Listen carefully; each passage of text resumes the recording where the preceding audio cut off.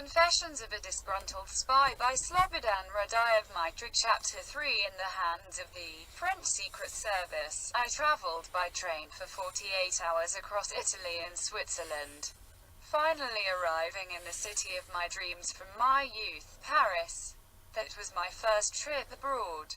I was really thrilled, but at the same time afraid that I wouldn't be able to complete the assignment awaiting me in Paris. After getting off the train at the station Gare de Lyon, I hardly managed to find my way. Although before leaving Belgrade I had learned some French. All the way to Paris, I remembered the advice Maiko had given me many times: when you get to an unknown place, start by looking around the station. He told me to remember the biggest and most visible buildings, monuments and bridges, and never to take a taxi right away. It was a sunny day. The train arrived in Paris at 10 o'clock on the dot. I shared my compartment with a student coming back from Lausanne. In that group, there was a pretty girl, a law student.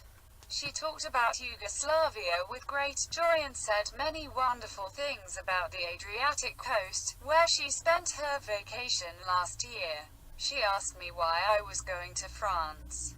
I lied to her that I was going to train karate with a Japanese master. I also told her that I had unfortunately lost his address on my way to Paris and that it would be difficult to find it.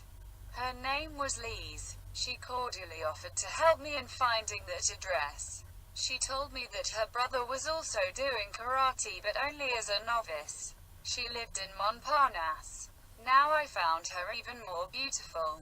She was only 21 years old. I didn't mind her being older than I was. We agreed to meet at 6 o'clock in the evening at Gare de Lyon. I spent almost all my time waiting for her at the station.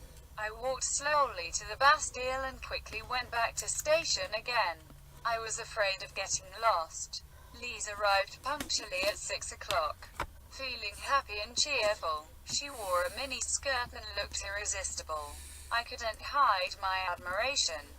She noticed that and was pleased. She asked me where I lived. I haven't found a place to stay yet. I have enough time for that. You're crazy, she said, smiling, while I could feel her fingers move in my big fist.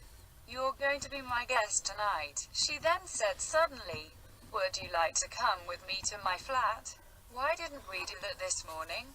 I asked naively. We couldn't this morning, because there was somebody I had to get rid of, but now the place is empty, said Lise mischievously and lustfully. Although the street was full of people, I immediately grabbed and I kissed her.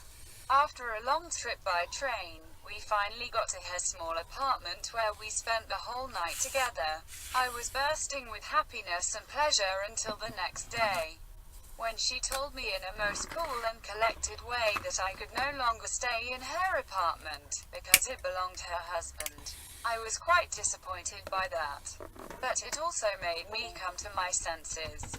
We separated in a friendly way. It was high time to pay a visit to our embassy. I didn't use the subway, because I was afraid to get lost. So I took a taxi and came to the embassy very early, before 9 o'clock. I drank a cup of tasteless coffee in a bar. At the embassy, I contacted the man that Maiko told me about, a Montenegrin named Boza. He knew my father back from the war. He immediately gave me the address where I was supposed to find the apartment and the other address of the place where I had to ask for work as an electrician. After the conversation with Bozo, I went to Gare de Lyon to pick up my things from the locker and went to the address that I had gotten from Bozo. It was in fact a dormitory called Cité Universitaire. I stayed in the Italian pavilion. The room was very cheap, only 7 francs a day. The food wasn't expensive either. During the first week of my stay there, I didn't leave the dormitory and learned as much French as I could. I only went to the police station and extended my visa for another 4 months. I received a document from the police to which they attached my photograph. I paid 20 francs for it. It was easy to get a visitor's visa in Paris at that time. The following week I waited for an unhappy Thursday to pass and then went to the address of the firm where I was supposed to find a job. I contacted a man from Novi Sad on Bozo's recommendation, and got a job right away. When still in Belgrade, Maiko had told me to call Bozo every 14 days and that when settled in Paris I would get an order from Bozo for the completion of the assignment for which I was sent to Paris. Time passed and I received no news from Maiko. Soon I moved into the apartment of the man from Novi Sad. There were 6 of us living in a big room and sleeping in double beds. After a few days I was fired, because due to my mistake and lack of knowledge an aggregate exploded in flames. I immediately went to the embassy and told Bozo that I had been sacked. It didn't bother him the least. He told me that he'd find me another job and that until then I was to go back to the pavilion at the Cité Universitaire again. During that whole week without a job, I visited museums and did some sightseeing in Paris. One day, I visited the Louvre where I felt pretty bored. I wondered why all the visitors were mobbing in awe in front of the Mona Lisa. I couldn't understand what kind of fascination they saw in that painting. In my view, everything seemed artificial, silly and very stupid.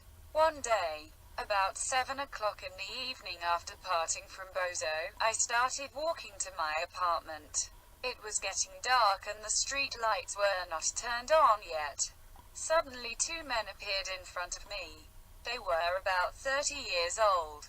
One of them reminded me of a Gestapo officer from the movies. They approached me and addressed me very cordially in French. "Good evening, sir," one of them with an extremely black moustache said to me. "Good evening," I replied in French. "Please show us your ID," said the other man, who wore glasses with a small diopter. He probably didn't have to wear them at all. He wore them as a kind of mask. "We're from the police." He showed me his metal badge. I couldn't read what was written on it, because it was getting dark. And all this surprised and confused me. "Oh, you are Yugoslav," said the man with glasses. "Yes. Do you mind coming with us? We need to talk about something," he said, taking me by the hand in a friendly manner. I muttered something as a sign of acceptance. What else I could do?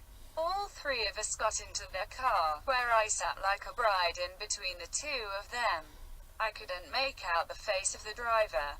We were all silent. Many things were racing through my mind. I wondered what the police wanted from me. I knew I hadn't done anything wrong yet in this country. I thought it to be some kind of mistake. Maybe they had already discovered that I was a spy. But I immediately rejected that thought as an impossibility. We drove in silence for a long time.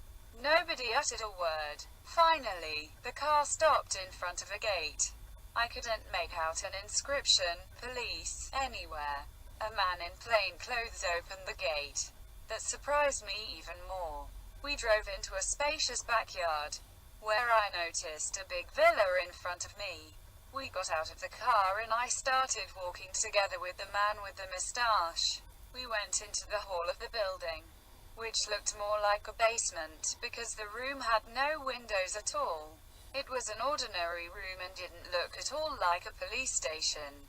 I saw that at once and became scared. The man with the moustache noticed it and told me not to be afraid. From all the fear and excitement, I forgot all the French words I had learned. I was even unable to ask for a glass of water in French, although I was very thirsty. They explained to me that they would ask for an interpreter.